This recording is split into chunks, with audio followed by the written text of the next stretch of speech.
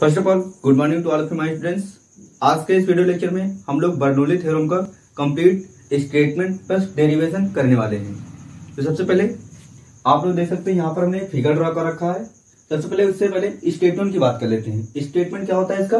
Bernoulli theorem के जब कोई आदर्श दो किसी आसमान परिच्छेद के पाइप में धारा रेखीय प्रवाह में बहता है तो उसके प्रति एकांक क्षेत्रफल पर लगने वाली समस्त ऊर्जाओं का योग क्या होता है? नियत होता है। क्या होता है?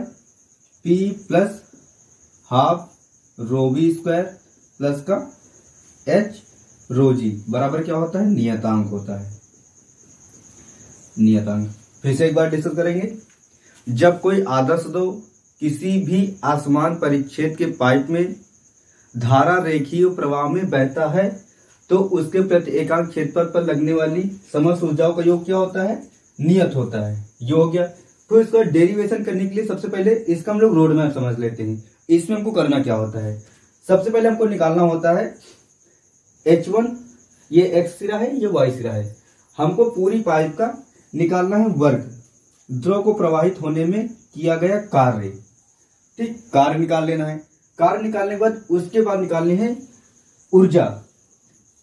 जो आपकी पाइप है, पाइप में टोटल ऊर्जा निकाल लेनी है। ऊर्जा कितने प्रकार की होती है? ऊर्जा आपकी गतिज ऊर्जा और आपकी स्थितिज ऊर्जा, दोनों को निकाल लेना है। निकालने के बाद हमको लगा देना है ऊर्जा संरक्षण सिद्धांत और दोनों को एक दूसरे के इक्वल कर देना, तो हमारा डेरिवेशन कंप्लीट हो जाएगा।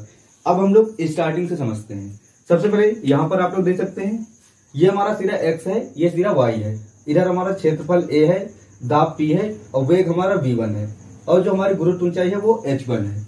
इस साइड आएंगे तो यहाँ पर हमारा Y सिरा है, वेग हमारा V2 है, दाब P2 है, क्षेत्रफल A2 है और ऊंचाई H2 है।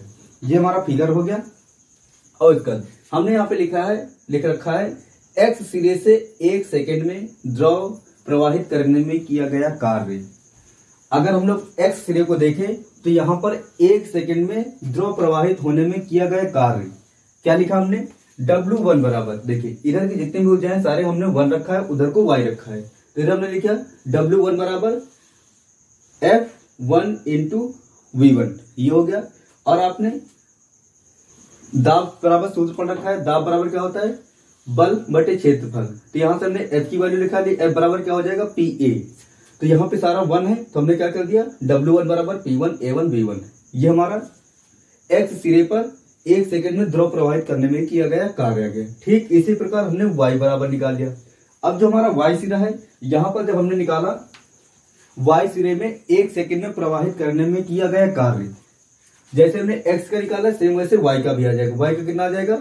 इसका है 1 का P1 A1 V1, तो इसका कितना हो जाएगा? P2 A2 V2। ये हो गया। तो इसका कुल कार्य हमने निकाल लिया।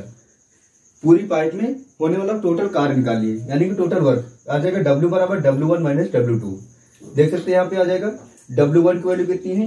P1 A1 V1 माइनस लगा दिए और W2 बराबर P2 A2 V2 P2 A2 V2। ये हो गया। फिर इसको अवृत्तता का सिद्धांत लगा दिए। अवृत्तता का सिद्धांत क्या होता है? जब कोई आदर्श द्रव किसी आसमान परिच्छेद के पाइप में बैठता है तो उसके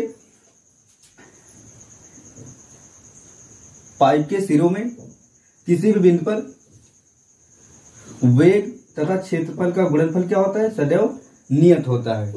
ठीक वही कॉन्सेप्ट हमने यहाँ पे लगा दिया है। अवृत्तता का सिद्धांत क्या होता है? A1 V1 बराबर A2 V2 बराबर द्रव्यमान बटे रो। ये हमने सूत्र लगा दिया।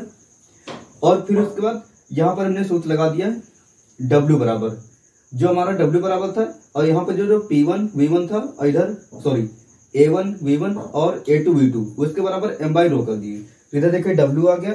इधर कितना था? जो इधर P1 V1 था, A1 V1, उस जगह हमने कर दिया M बाई रो और P1 कर दिए। फिर माइनस लगा दिए M बाई रो और P2 कर दिए। ये हो गया। फिर उसके बाद इधर से M बाई रो दोनों से कॉमन कर दिया और ये समीकरण 1 बना दिया। ये हो गया। उसके बाद पाइप में प्रवाहित गतिज ऊर्जा हमने निकाल ली। पाइप की जो टोटल गतिज ऊर्जा है वो हमने निकाल ली। क्या हो जाएगी? EK2 minus EK1। ये हो गया। होने को देखिए जो गतिज ऊर्जा का सूत्र होता है क्या होता है? गतिज ऊर्जा को हम लोग EK से रिप्रेजेंट करते हैं और EK बराबर होता है half mv square. Half mv square होता है। तो यहाँ पे देखिए हमने लिखा है E के डेल्टा ई के बराबर, यानी कि डेल्टा मतलब परिवर्तन है, ई के यानी कि गतिज ऊर्जा बराबर ई के टू माइनस ई के वन। अगर यहाँ पे टू है तो हमने सारे टू वाले टर्म ले लिए, half m v square minus का half m v one square, ये हमारी आ गई पाई की टोटल गतिज ऊर्जा हो गई। फिर इसके बाद अब हमने स्थितिज ऊर्जा निकालनी है, तो स्थितिज ऊर्जा यू बराबर सूत्र क्या होता है, एम जी एच, ये सूत्र होता है हमारा स्थितिज ऊर्जा। तो हमने लिखा स्थितिज ऊर्जा में परिवर्तन डेल्टा यू बराबर u two minus u one, two है तो यहाँ पे एम जी एच टू हो जाएगा और minus m g h one हो जाएगा, ये हो गया। उसके बाद हमने क्या किया, पाइप में प्रवाहित कुल ऊर्जा क्या हो जाएगी, आपकी गतिज ऊर्जा और स्थितिज ऊर्जा दोनों को हम लोग सम कर देंगे, यानी कि ऐड कर देंगे, यानी कि कुल ऊर्जा यानी कि ई बराबर डेल्टा ई के प्लस डेल्टा यू, ये हो गया। और हमने यहाँ पे ई के का मान रख दिया और इधर ही आपका डेल्टा यू का मान रख दिया। डेल्टा ई बराबर डेल्टा ई के बराबर ये हमने नोट कर रखा है और डेल्टा यू बराबर ये रख दिया, बस हमने यहाँ पे नोट कर दिया, ये हो गया। उसके बाद हमने क्या किया है, ऊर्जा संरक्षण सिद्धांत से हमने लिखा डेल्टा ई बराबर डब्ल्यू, ये हो गया। उसके बाद बस आपको जितना आपका डेल्टा ई के है और डब्ल्यू को आपको इक्वल कर देना है। इक्वल करने के बाद यहाँ पर आप देखिएगा इधर एम बाई रो और इधर पूरे टर्म में देखिए एम है सभी में, इधर भी हमें एम है, तो हमने क्या किया, एम लेके कॉमन कर दिया, यानी कि एम टर्म वाला छोड़ दिया। फिर उसके बाद जो शेष बच गया उसको हमने नोट कर लिया। नोट करने के बाद इधर रो है, इस रो को क्या किया हमने, इधर बटे में है यानी कि भाग में, उधर जाके गुणे में हो जाएगा, तो इधर देखिए सबके साथ हमने रो लगा दिया। रो लगाने के बाद इधर बचा P1 माइनस P2, ये हो गया। उसके बाद हमने वन वाले टर्म एक साइड कर लिए और टू वाले टर्म एक साइड कर लिए। इधर देखिए सारे वन वाले टर्म है, इधर सारे टू वाले टर्म है, देखिए सेम है, तो इसको हम लोग लिख सकते हैं P plus half rho v square plus h rho g बराबर नियतांक। तो यही हमारा बर्नौली प्रमेय का स्टेटमेंट होता है। क्या, जब कोई आदर्श द्रव किसी असमान परिच्छेद के पाइप में बहता है तो उसके प्रति एकांक क्षेत्रफल पर लगने वाली समस्त ऊर्जाओं का योग नियत होता है, P plus half rho v plus h rho g बराबर नियतांक।